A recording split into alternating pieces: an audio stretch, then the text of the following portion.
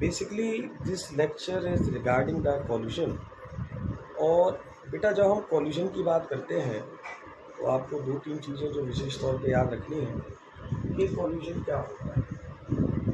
Collision मतलब ये होता है कि जब अल्टीमेटली दो बॉडीज टकराए या ना टकराए, मतलब एग्जैक्टली फिजिकल कांटेक्ट हो या ना हो उससे मतलब नहीं है।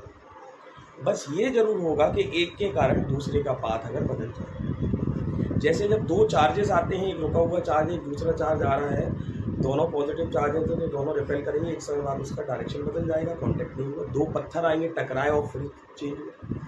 मतलब ultimately collision means when there has been the deviation in the path of the one body due to the presence of other, either by physical contact or या तो फिजिकल कांटेक्ट हो या ना हो, that has been different. Physical contact हो भी सकता और नहीं, लेकिन there should be a deviation in the path of one due to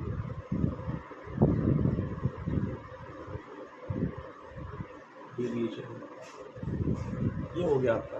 अब बेसिकली जब कॉल्यूशन देखा जाता है तो कॉल्यूशन तीन तरह से, चार भी तरह कह सकते हैं, लेकिन वैसे दो भी तरह कैसे मैं जैसे इसको समझने की कोशिश करते हैं।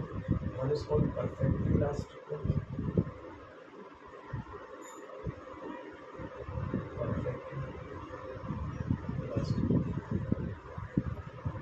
दूसरा जो कॉल्यूशन देखेंगे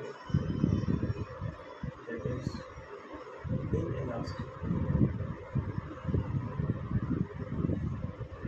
और एक होगा परफेक्ट।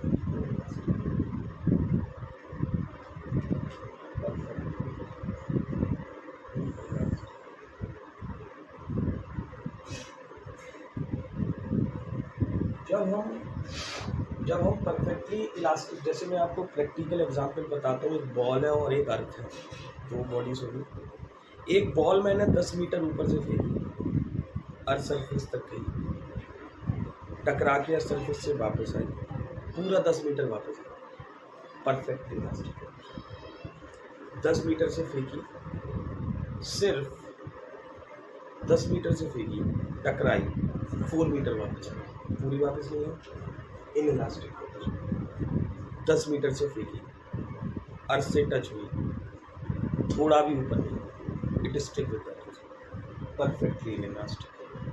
मतलब basically perfectly inelastic collision में दोनों बॉडीज एक दूसरे के साथ स्टिक हो जाती हैं, ठीक है। हाँ, तो बेसिकली मैक्सिमम जो कॉल्यूशंस होते हैं, जब जैसे दो ऐसा हुआ, दो ट्रक टकराए और फिर टकराने के बाद दोनों साथ में चलने लगे चिपक के, परफेक्टली इनइलास्टिक। टकराने के बाद वापस गए तो वो इनइलास्टिक या परफेक्टली इलास्टिक हो सकता है। मैक्सिमम जो कॉल्यूशंस होते हैं वो परफेक्टली इनइलास्टिक होते हैं, क्योंकि बाद में पूरा वापस नहीं होता, ठीक है। एक और कंसेप्ट होता है that is called coefficient of eccentricity, sorry coefficient of distribution.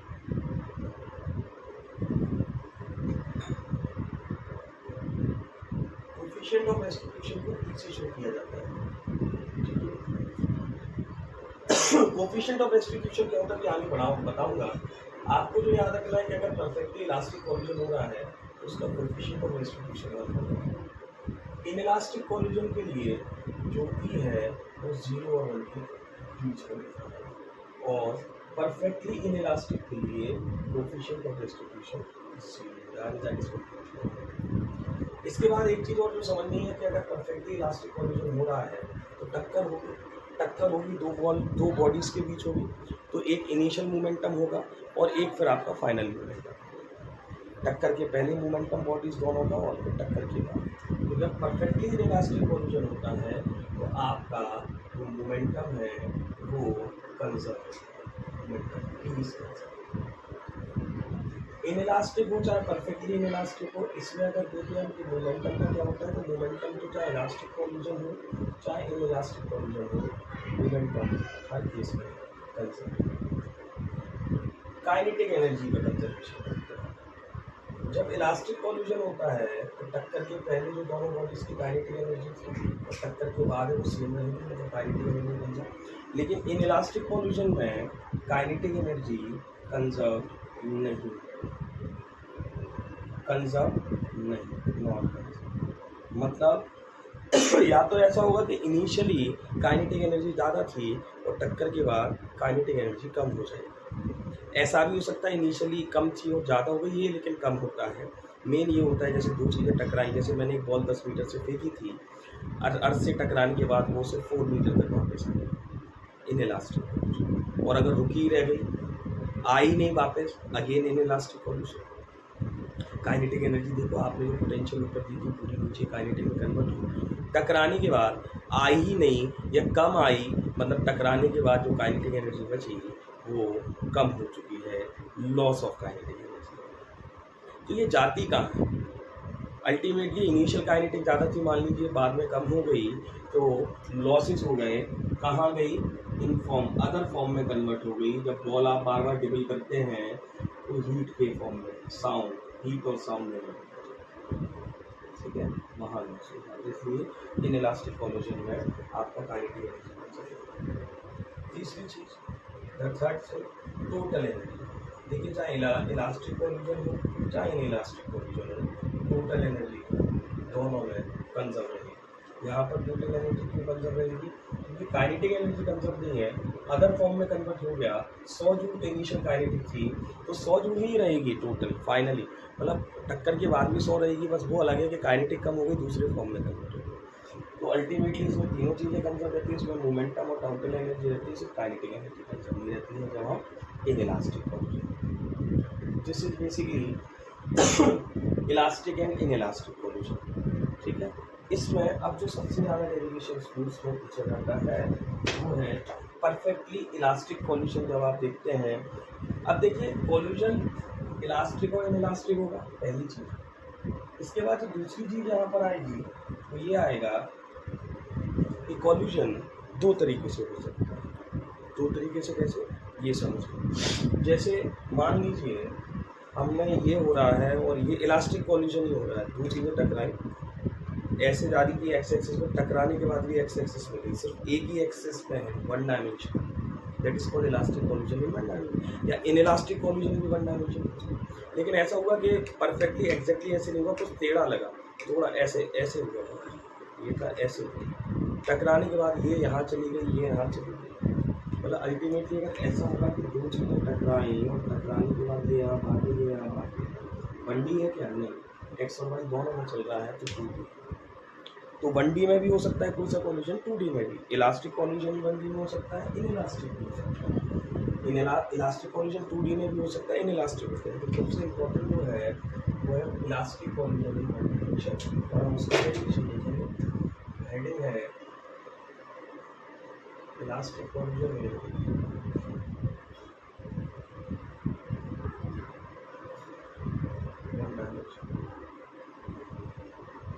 One dimension में इसको elastic collision in head on collision भी कहते हैं। Elastic head on collision, one dimension मतलब हेड ऑन कॉल्यूशन। क्यों? वन डायमेंशन कॉल्यूशन जब भी होगा जब दोनों बॉडीज के हेड, मतलब एग्जैक्टली ऐसे वो बिल्कुल कि पूरी तरह से बॉडी, जैसे जब हेड से हेड लगेंगे जब भी ऐसा होगा कि वो एक ही डायरेक्शन में, इसलिए इसको हेड ऑन कॉल्यूशन, ठीक है। फिर इसको इलास्टिक कॉल्यूशन वन डायमेंशन है, इलास्टिक हेड ऑन कॉल्यूशन। तो चलिए देखते हैं दो बॉडीज है हमारे पास, जो कि आज के यहाँ से शुरू कर रहे हैं। दो बॉडीज हैं जो कि मासेस M1 और इनिशियल वेलोसिटी में दूसरा मास इनिशियल वेलोसिटी। टक्कर के बाद मान लीजिए आगे जा रहे हैं मास, लेकिन अब जो नई वेलोसिटीज आ गई तो आगे मान लीजिए V1 और आप कंजर्वेशन ऑफ मोमेंटम में आ सकते हैं।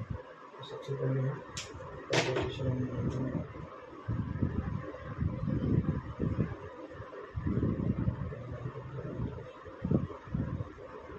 कंजर्वेशन ऑफ मोमेंटम क्या होगा? इनिशियल मोमेंटम क्या होगा?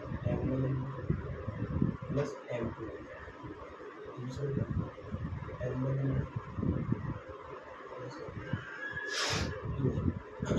ठीक है। इसमें वन एक तरफ लाइए, टू एक तरफ, तो ये अच्छा मेरा यू बेटा ये है, और अगर मुड़ा हुआ है तो ये आप वन इस तरफ लाए, M1 भी वन इस तरफ लाए और M2 इस तरफ। क्या हो जाएगा m1 u minus m1 u और m2 u माइनस l यहाँ m1 कॉमन क्या हो जाएगा u1 माइनस m2 कॉमन क्या हो जाएगा माइनस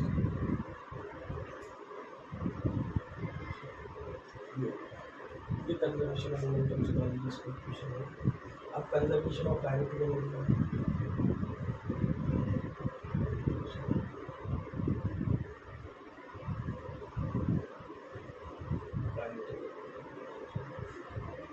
काइनेटिक एनर्जी का कंजर्वेशन क्या होगा initial half m1 u1 square half m2 u2 square final क्या होगी kinetic energy half m1 u1 square half elastic और conservation initial kinetic energy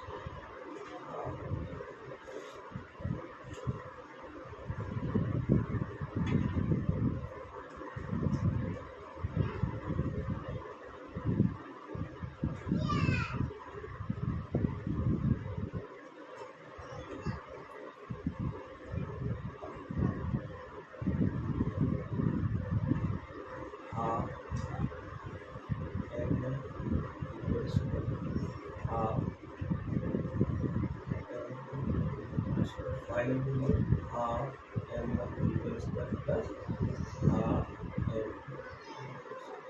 half 4 हो गए तब हो जाएगी फिर से वही करेंगे वन वाला इस तरफ जाएगी और टू वाला क्या हो जाएगा m1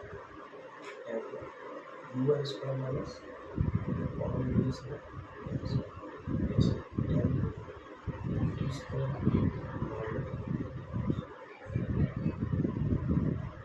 ये कंजर्वेशन ऑफ काइनेटिक एनर्जी से रिलेशन है ये थोड़ा याद रखना पड़ेगा इम्पोर्टेंट।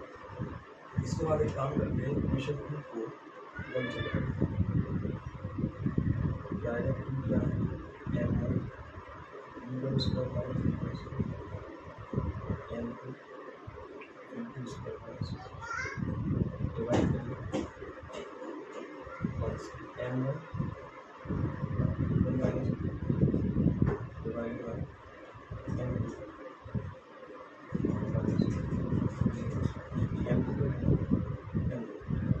यहाँ पे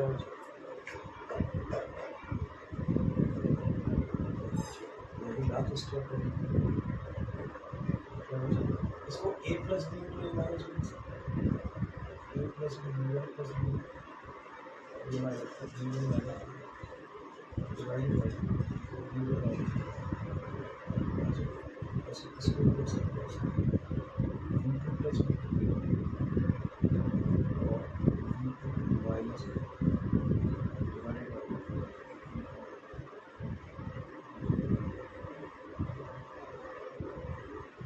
आप देख सकते हो माइनस वाले टोटल हो जाएगा यहाँ से क्या होता है u1 plus v1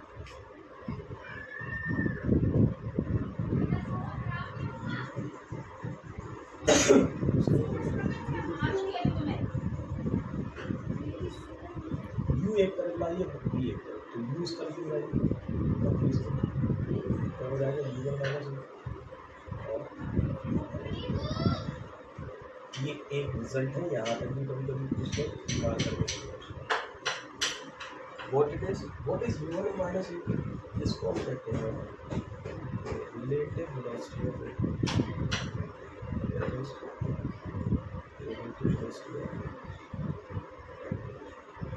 v2 minus v1 होता है relative velocity of surface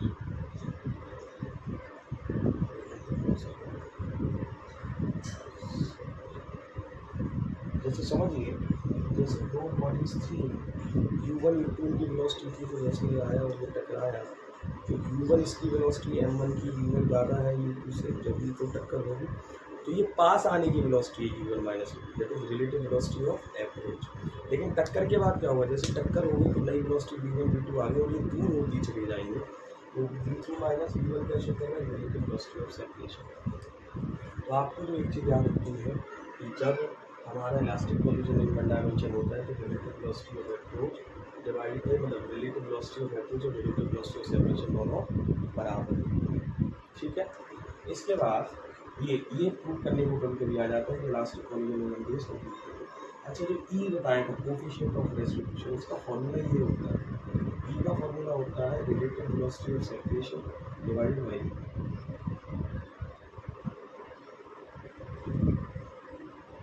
relative velocity of separation. इसीलिए आपको समझ में ये दोनों बराबर होते हैं, इसके लिए यहाँ पे ये E1 कोएफिशिएंट ऑफ डिस्ट्रीब्यूशन, इसके लिए elastic relative velocity of separation बराबर। एक पार्ट तो ये हो गया। अब इसमें दूसरा पार्ट क्या पूछा जाता है, जब जो फाइनल वेलोसिटी V1 V2 है इनका आपसे पूछ सकते हैं कि V1 V2 final velocity calculate करें, ठीक है। तो आप फाइनल वेलोसिटी V1 V2 कैसे कैलकुलेट करेंगे ये देखिए।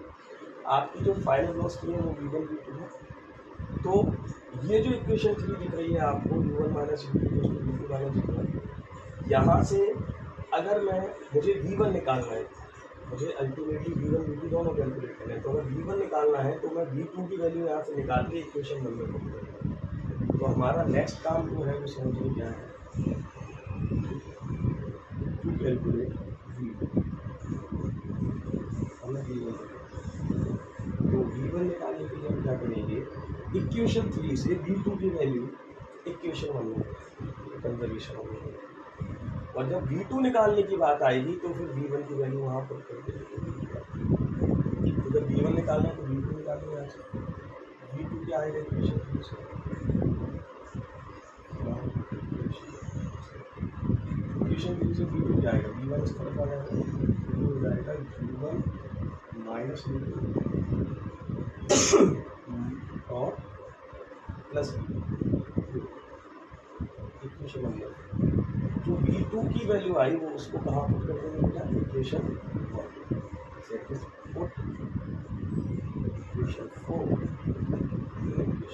5 नंबर का क्वेश्चन हो जाता है।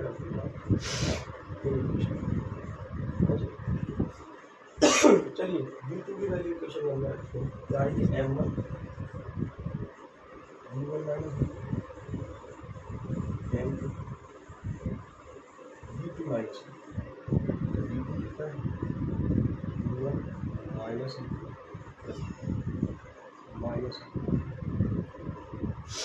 अब इसको बस सॉल्व करना है, ब्रैकेट ओपन करके यहाँ से V1 निकाल लेंगे तो हमें निकालेंगे, इसके आने का काम मैं यहाँ कर रहा हूँ, ठीक।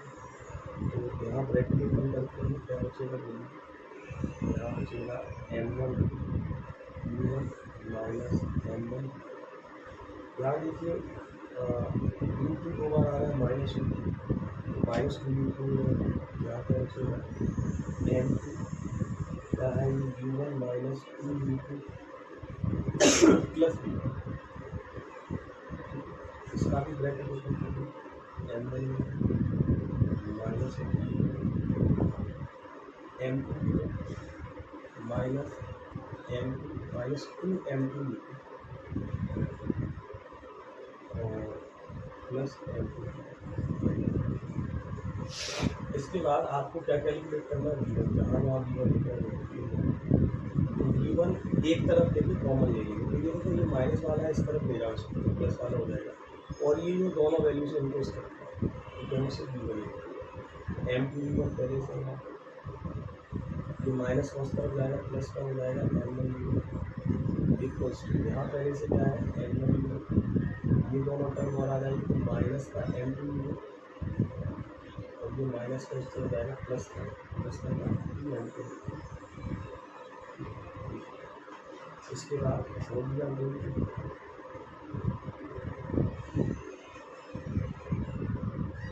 कॉमन ले लीजिए, V1 कॉमन ले लीजिए, निकालने का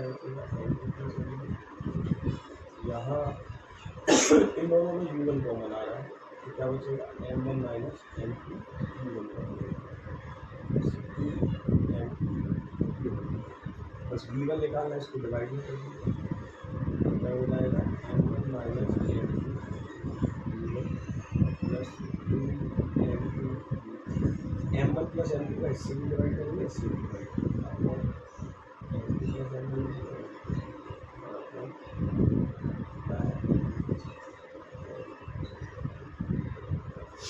दिस इज, इसको अच्छे से लिखना है तो इसको ऐसे M1 minus M2 upon M1 plus M2।